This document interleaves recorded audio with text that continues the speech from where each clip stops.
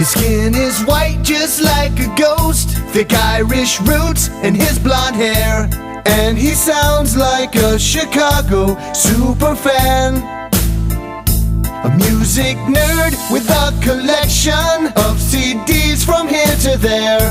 Yes, Andy Dare is in Chicago, interviewing and barbecuing. It's the Andy Dare Show. It's the Andy Dare Show. Welcome to the Andy Dare Show. I'm your host, Andy. Today we got episode 149. I got a cool special guest. His name is Steve Gadlin. He's local. He is host of Steve Gadlin Star Makers. If you haven't checked it out, do yourself a favor and check it out. It is a variety show with a twist and a lot of cool, funny guests.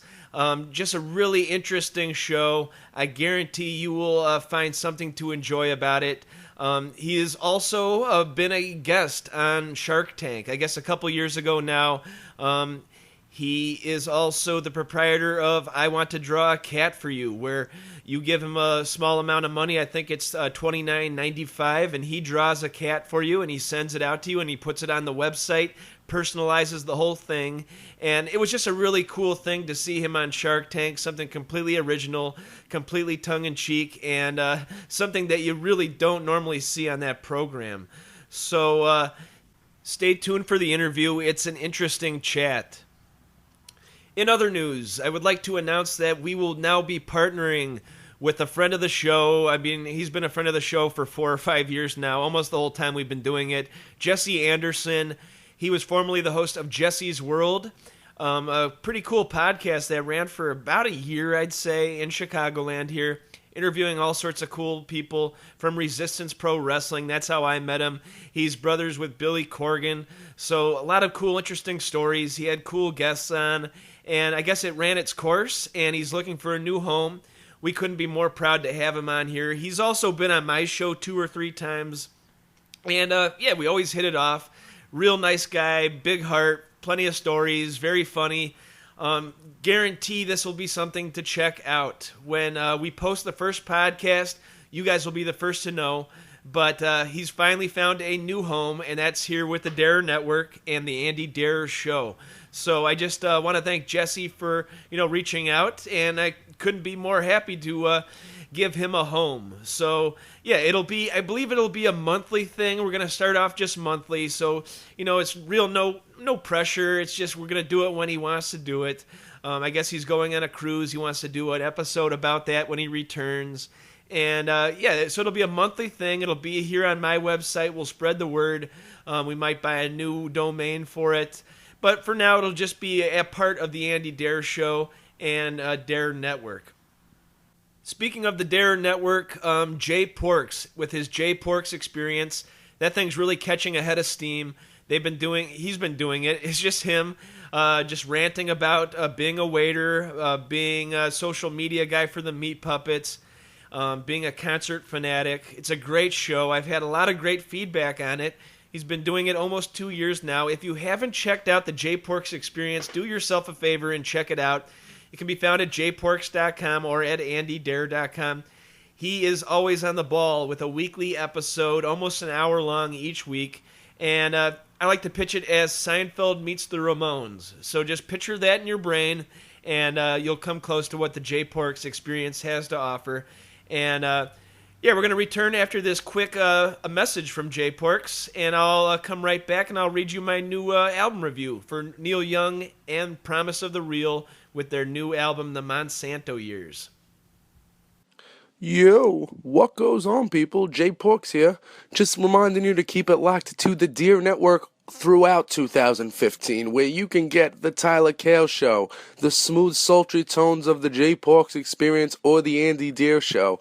Keep it locked to andydare.com. 2015, big things coming. And we are back, and I want to thank EmptyLighthouse.com for being home to all my record reviews, concert reviews, spiels of all sorts for the last year and a half. EmptyLighthouse.com.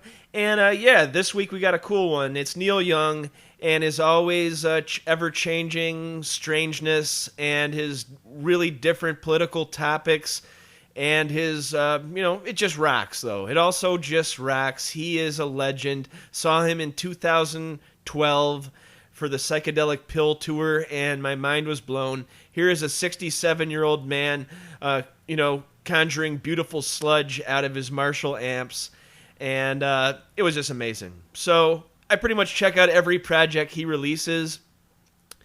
Not necessarily Pono, but every musical album he releases, I check it out. And here's my review, as read on Empty Lighthouse magazine.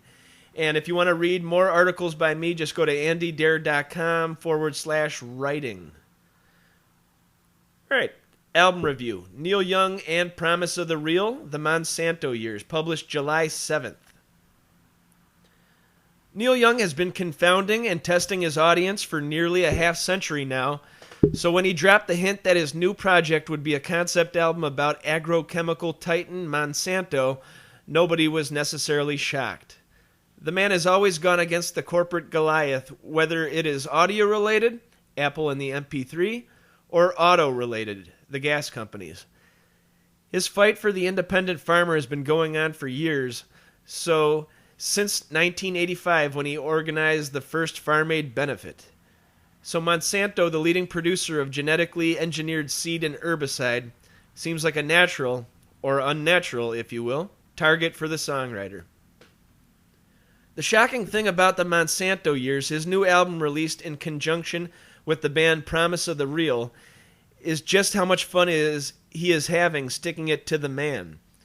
Last year found him releasing an album recorded in a 1947 voice-o-graph vinyl recording booth, a letter home, and a bloated, over-arranged collection about his obsession with cars, Storytone. Both albums found him in a sobering, serious mood, and the material suffered because of it. This album finds Neil having fun, jamming with his friends again, something that could arguably be Neil Young's strong suit. The recordings sound natural, unhurried, and loose, while the lyrics are Neil's usual ham-fisted and simple critiques on the agricultural industry. Neil is the crazy uncle that you can't wait to hear rant at the Thanksgiving table. Luckily, on the Monsanto Years, he peppers his diatribes with a healthy helping of humor, making the whole package go down smooth. And that's an excerpt from my most recent review of Neil Young and Promise of the Real, The Monsanto Years. And as I said, I just want to thank Empty Lighthouse for having me, and want to thank you guys for checking out the show. Want to thank Steve Gadlin, want to thank Jesse Anderson, want to thank Jay Porks, and all the fine sponsors here at Dare Network. Without further ado, here is my chat with Steve Gadlin.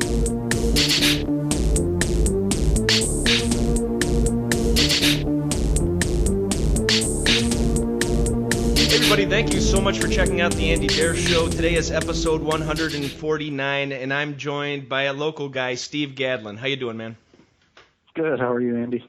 I'm doing great. Yeah, I've been a follower of yours since the Shark Tank. How long has it been since that? Are we talking 2012? January 2012, yeah. Nice. It's been a while. And since then, you have drawn, you're rounding almost 20 grand worth of cats, right? Yeah, I've drawn 19,050 stick-figure cat drawings to date, and about a handful of dog drawings now, too. That's awesome, and you can find them at iwanttodrawacatforyou.com. You made quite a splash over at the Shark Tank, working with Mark Cuban, and I just watched the footage a couple days ago. I didn't see any type of nerves out of you facing the sharks. Were you nervous and you just put on a good game face? Or? No? You know what? They do a lot to get you through it. I was nervous when I was out there pitching to their 50-plus producers sitting with their MacBooks and all staring at me at once. Then I was nervous. Nice. And I botched my song. I forgot the words, and it was terrible. But, right before you go out and pitch the Sharks, they've got you in what's pretty much like a bullpen for an hour, and you're in pitch blackness, and then suddenly they open the doors and let you walk down the hall. So I was energized and just ready to make a fool of myself. I mean, I had no nerves at all at that point. Nice. Yeah, you made quite an impact. How was it with Mark Cuban? Are you still partners, or what's the deal? Yeah, he is technically still part owner of my stick figure cat drawing company. It's one of his, not his largest investment, so he doesn't give it too much attention at this point. There was some good back and forth for a while after the show aired, but now it's pretty much on autopilot. Nice. Have you ever hung out, got drinks with him, or got dinner? Or No, he's email only, man. He won't even pick up the phone. The only time I've ever been in his presence is at that Shark Tank taping. Really? Okay, nice. I thought like a hologram would appear somewhere whenever you needed to ask him a question or something. That'd be cool. I wish. Nice, but he'll answer an email in 2 minutes, though. He will do that. Okay, well, any That's good pretty businessman crazy. does that. That's wild. But a million cool ideas out of your brain. And now you're pitching them over at the Frying Pan or at the Download with Justin Kaufman. Are you doing that a regular basis? Yeah. Yeah. So every Friday I throw out a new business idea on WGN Radio with Justin Kaufman. Fridays at 10 p.m. And his listeners call and tear the ideas apart. And they're generally, I'm pitching purposefully awful business ideas just to have some fun with the callers. And I think most of them are in on the joke, but there are definitely some people who call to tell me what an idiot I am, which is fun. I dig it. There's always this weird thing about you where you don't know if you're kidding or not, and that's what makes you great. How about all these ideas in your head? What kind of student were you as a kid? Were you constantly put on detention for acting up, or were you more focused? I was pretty good. I was a shy kid, and I'll tell you, and I only made the connection recently, but when I was in high school, I would just sit and draw comic strips, and they were all little stick figure cat comic strips, and I had no idea that, I didn't even connect it when I started doing I Want to Draw a Cat for You, that I had always been doodling cats, and I remember telling my parents one day, they would give me such a hard time. They'd say, "Why do you spend so much time on these little comics? You should study and listen." And I said, "One of these days, man, these little stick figure cats are going to do something for me." That's awesome. So it's really weird how it turned out. But I was good. I was a smart kid, and I, for the most part, paid attention, but was always happy to be distracted by doodling or something non-school related. Sure. Did you grow up in the Chicago area? Or? Yeah, I grew up in Skokie, Illinois, on the north side. Nice. Yeah. Yeah, I was an artist too as a kid, and I remember like the best present you could get was an art set, a nicely put in like a box and stuff, and you have crayons, crayons, pencils, all sorts of rulers and stuff like that. It was always a good time. But yeah, so you had the artistic inclination to do this. You just I was a terrible artist always, but for me it was a ballpoint and lined paper. That was all it took. I'd draw crappy little stick figures, but they meant something to me, man. Nice. I would always try to draw the teacher too. That was an important thing for me, trying to draw the teacher and get it right. That's complicated. Wow. Nice, but so all these ideas.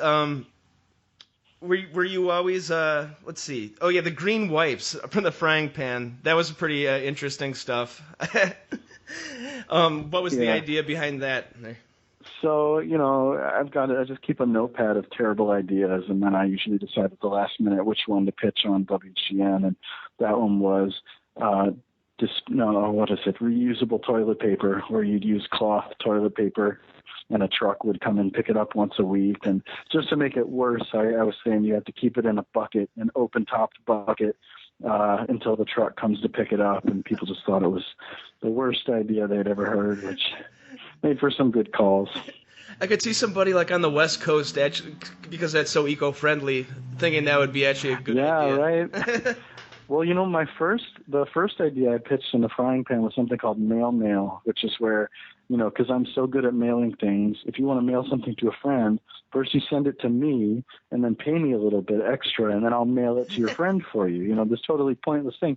And then today on Facebook, I saw a company that pretty much does that. Really? There was some shipping company that's like, "We're better than the post office. Send us your stuff and we'll package it and send it to your friend." And I thought, when I said it, it was the dumbest idea in the world. But these guys, I think are actually going to make some money doing pretty much that.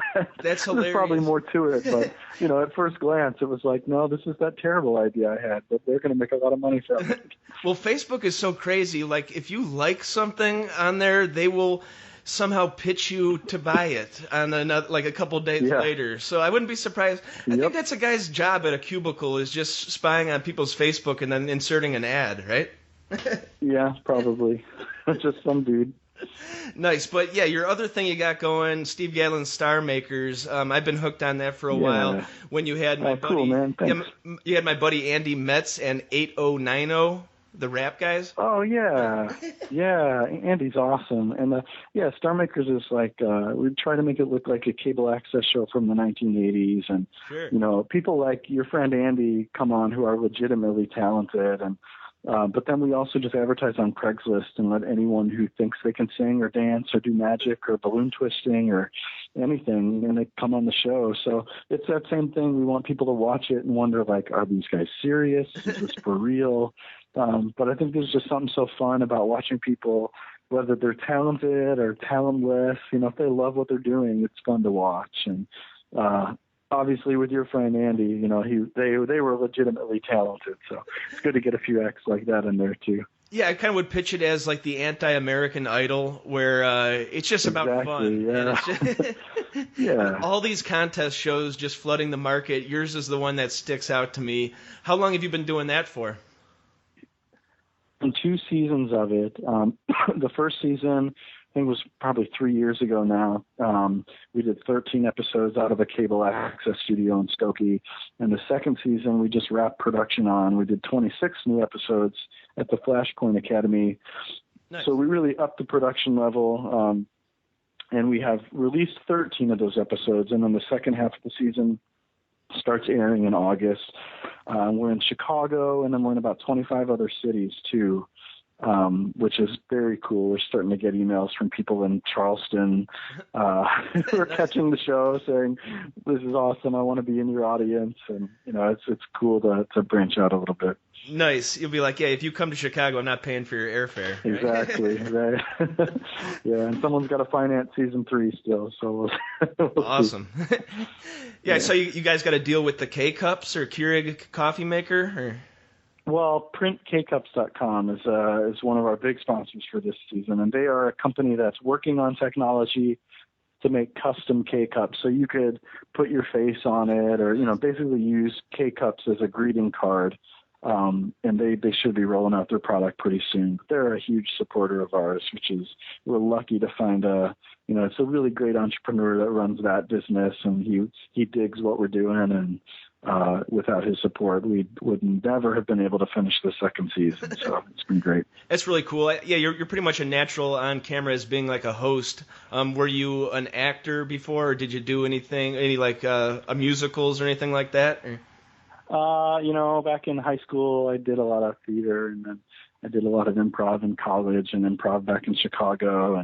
And from all that improv, was able to find the stuff that I didn't like watching and doing. And, sure. Me and some friends started creating the types of shows that we wish other people had created so we could be in them. And we've got a couple of long-lasting comedy shows. We did Don't Spit the Water, which ran for many years as a game show, and one called Impress These Apes that we run about every other year. There's a talent competition. So, we got some fun Chicago stage shows that have been around for a long time that kind of help us find talent for all this other stuff we're doing too, which has been helpful. Well, Chicago's got to be one of the best places on the face of the earth for improvisation and comedy and stuff like that. Yeah. Pretty awesome. I don't want to keep you much longer, but sure. What'd you say? Chicago's got a great pool of weirdos for all projects, which has been wonderful. It seems like it, yeah. All the way. I mean, I'm sure, obviously, way back before Chris Farley, but him being one of them, and I could go on and on and on and on and on and on. Yeah, definitely. But so are you up in Evanston now, or? No, I live up in Deerfield now. I lived in Evanston for a while, but now I'm up north. Which I work downtown in the city, and I try to spend a lot of time in the city seeing shows. And I wish I lived in the city, but I got 3 kids who need a yard. Sure. So I let them stretch their legs out up north. Yeah. That's good. Yeah, you wouldn't want to be in the middle of the loop or something like that, raising kids. Right. Yeah, my show's a little bit on the music side. How about your favorite band to see live? So I was a big Pixies fan, and I really like what Black Francis Frank Black did. Sure. Post Pixies too. I used to love him. I like the Apples in Stereo. Seeing them live was awesome. Good call. Many years ago. It's been a rare moment that I'll actually get to see a live band. But I've listened to a lot of Edward Sharpe and the Magnetic Zeros lately, and I watched their live shows on YouTube. They look like a trip. I don't know if I could get past the long hair hippie stuff, but I love the music, man. So it reminds me of the Polyphonic Spree from a while back, right? Yeah, right. Very cultish, right? It'd just be so interesting to see it. And I'd love to see Gogol Bordello live too. Nice. I've never seen them live, but I bet it's a show. All right, very cool. You know your stuff. Thanks, man. Just want to thank you for taking the time out. And if people want to learn more about you, where should they go? Would it be sgstarmakers.com or? sgstarmakers.com, or I want to draw a cat for you.com. On Twitter, just follow Cat Drawing Guy, and I'm talking about all those things. So nice. Yeah, man, they'll find me, I'll find them. It'll be good. Beautiful. Yeah, so thanks for taking the time out. And on behalf of Steve Gadlin, this is Andy signing off for the Andy Dare Show. This episode of the Andy Dare Show is brought to you in part by Uncle Bub's award-winning barbecue in Westmont, Illinois. Family-owned and operated since 1997, Uncle Bub's is the real deal barbecue. A family-friendly restaurant open 7 days a week. Also, it's a full-service catering company doing weddings, pig roasts, luau's, grill packages, you name it. They have a friendly, helpful staff that will make sure that your party goes off without a hitch. Call them at 630-493-9000. Visit them at 132 South Cass Avenue in Westmont, Illinois, and UncleBubs.com. Hey man, I know you like grilling. I know you like getting those dark grill marks on your burgers, fish, chicken. And I know you don't want to just dry your meat out like you're cooking with a hairdryer. Why not get the Man Grate and click through the AndyDareShow.com's banner so we can keep the lights on here at Honeycomb Hideout Studios in gorgeous Westmont, Illinois. The Man Grate. This episode of the Andy Dare Show is brought to you in part by Record Utopia, a music lover's dream with thousands of vinyl records, musical instruments, and sound gear. They buy, sell, and trade. Give them a call at 630-963-1957. Visit them in Westmont, Illinois at 309 West Ogden Avenue, on the web at recordutopia.com. It's always a good, relaxed atmosphere. Check them out, Record Utopia.